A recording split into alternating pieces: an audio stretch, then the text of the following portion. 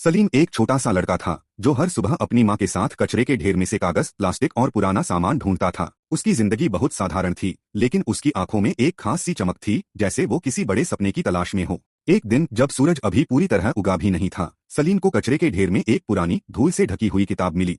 उसका कवर फटा हुआ था, मगर बीच में सुनहरे अक्षरों में लिखा था, कहानियां जो जिंदा हो जाएं। सलीम ने हैरानी से इधर उधर देखा, किताब को झाड़ा और अपने बोरे में रख लिया।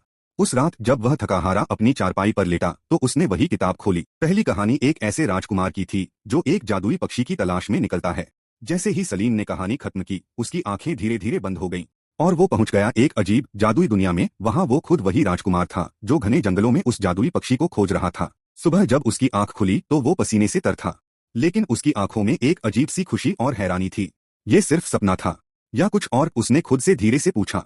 अब सलीम हर रात एक नई कहानी पढ़ता और हर रात वो कहानी उसके सपनों में जिंदा हो जाती। कभी वो समुद्री लुटेरों से लड़ता, कभी वो एक अंतरिक्षयान में उड़ान भरता, कभी वो किसी राजकुमारी को बचाता, तो कभी किसी जादूगर की पहेली सुलझाता।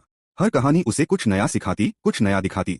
धीरे धीरे सलीम को पढ़ने से प्यार हो गया। वो दिन भर कचरे से पुरानी किताबें ढूंढता, उन्हें पढ़ता और फिर मोहल्ले के बच्चों को सुनाता। अब गली के बच्चे उसके चारों ओर बैठते और उसकी कहानियों को ऐसे सुनते जैसे वो खुद एक जादूगर हो जो अपने शब्दों से दुनिया बदल सकता है। सालों बाद जब वो बड़ा हुआ तो उसने अपनी पहली किताब लिखी, वो लड़का जो सपनों में जीता था। वो किताब लोगों को इतनी पसंद आई कि हाथों हाथ बिक गई और सलीम एक मशहूर लेखक बन गया। मगर उसने उस पुरानी जादुई किताब को कभी नहीं भुलाया।